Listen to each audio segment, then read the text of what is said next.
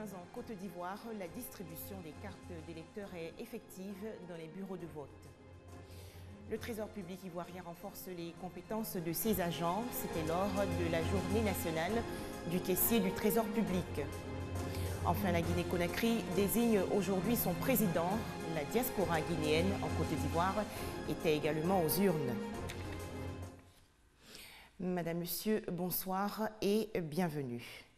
Je vous le disais dans les titres, la distribution des cartes d'électeurs en vue de la présidentielle du 25 octobre prochain en Côte d'Ivoire est effective. Plus de 6 millions d'électeurs sont donc invités à retirer leurs documents dans les différents bureaux de vote. Le président de la commission électorale indépendante a effectué aujourd'hui une visite de terrain dans la commune de Cocody. Selon Youssouf Bakayoko, cette opération va prendre fin le 17 octobre prochain. Un tout autre sujet à présent, les enseignants-chercheurs de Côte d'Ivoire réfléchissent aux stratégies pour stimuler la recherche, l'innovation, la formation et l'emploi.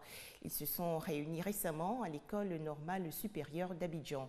Les travaux se sont déroulés en présence de la grande chancelière Henriette Dagri-Diabaté. Les universités, grandes écoles et institutions de recherche sont des lieux de savoir et d'apprentissage. Elles produisent des diplômés pour la fonction publique, des cadres et agents d'entreprise, mais aussi forment des jeunes porteurs d'initiatives prêts à l'auto-emploi. Pour permettre à ces structures de formation d'accroître leurs performances, des enseignants-chercheurs organisent une journée de réflexion. C'est toute une communauté qui veut s'engager à travers la recherche scientifique, la qualité de l'enseignement supérieur et à apporter leur contribution à la reconstruction de ce pays. Ils se présentent comme force de proposition pour aller plus loin en ouvrant des perspectives pour l'école, mais aussi pour toute la nation. Si nous voulons aller à la qualité, aller à la performance pour booster la Côte d'Ivoire de demain avec des cadres bien formés, que nous n'avons pas à jouer avec le destin de notre nation par la formation des formateurs. Enseignement supérieur, recherche et innovation, éducation, formation et emploi, culture et développement sont les trois thématiques de cette rencontre. Une initiative jugée opportune par la grande chancelière Henriette Dagri-Diabaté. Voici une opportunité de mettre à jour nos programmes et nos filières de formation pour assurer une réinsertion professionnelle plus efficiente des jeunes dans la vie économique et sociale de notre pays.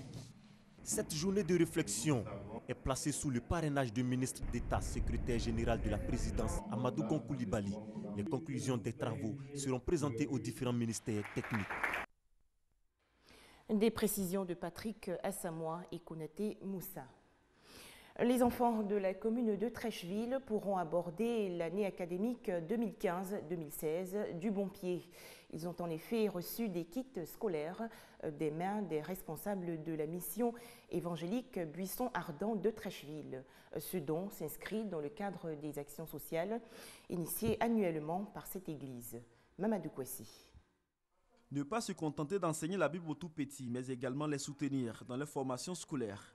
C'est le challenge que veulent relever les responsables de l'église évangélique Buisson Ardent de Trècheville.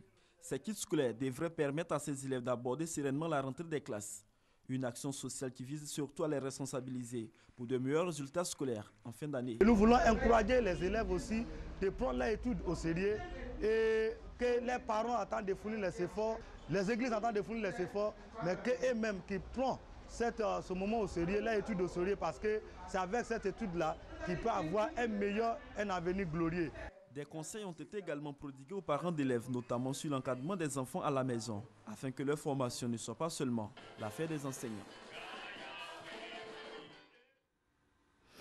Autre actualité, la journée nationale du caissier du Trésor public a été célébrée les 9 et 10 octobre dernier dans la commune de Grand-Bassam.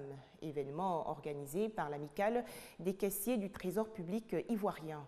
Au menu, des échanges et partage d'expériences en vue de contribuer efficacement à la mobilisation des ressources financières. Les explications de Jean-Jacques Kwame-Alain.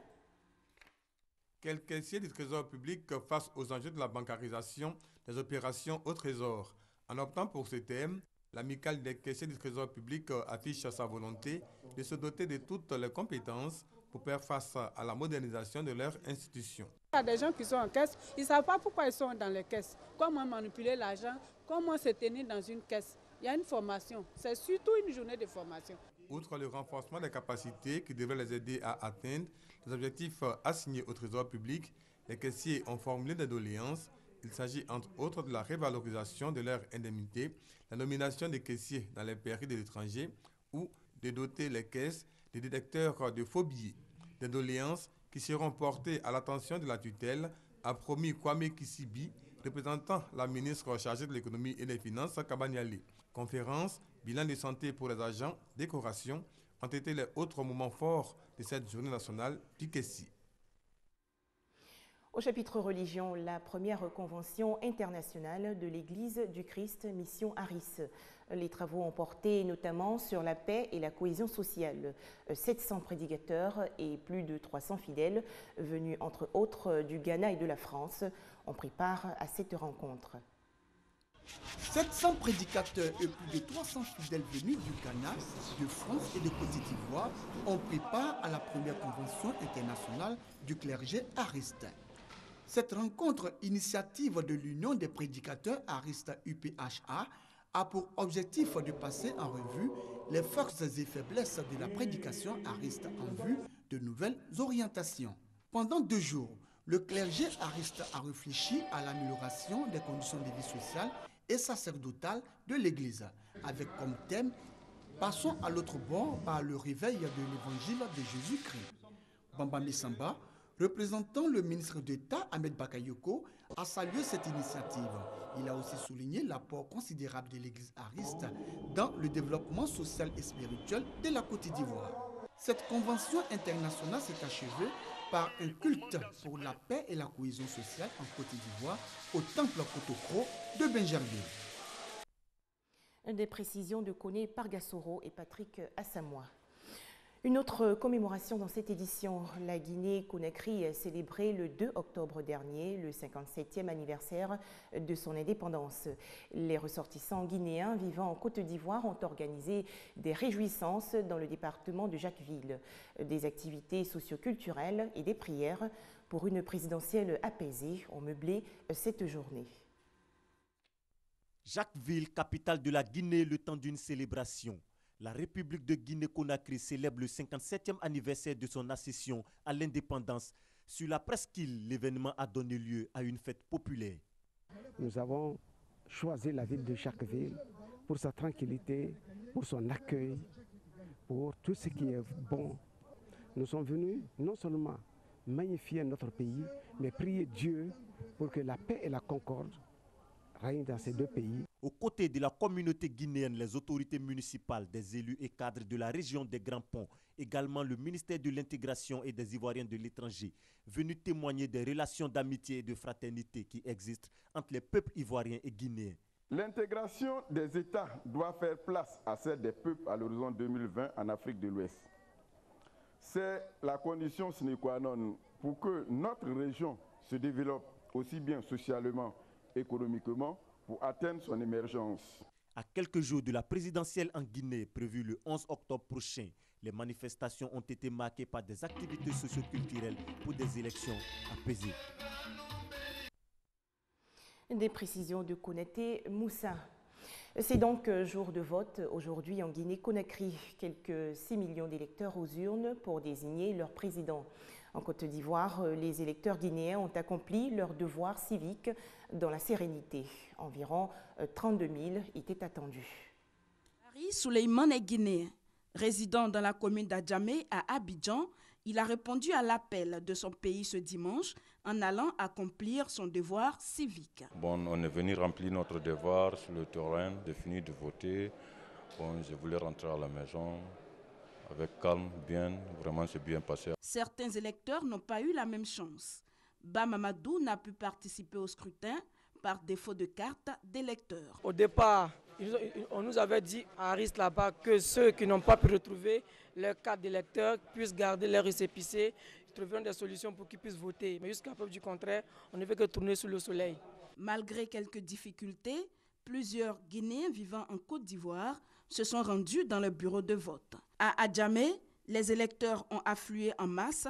Le scrutin s'est déroulé dans le calme, selon les responsables des bureaux de vote. Toutes les personnes qui sont là n'ont pas eu l'accès à leur carte d'électeur.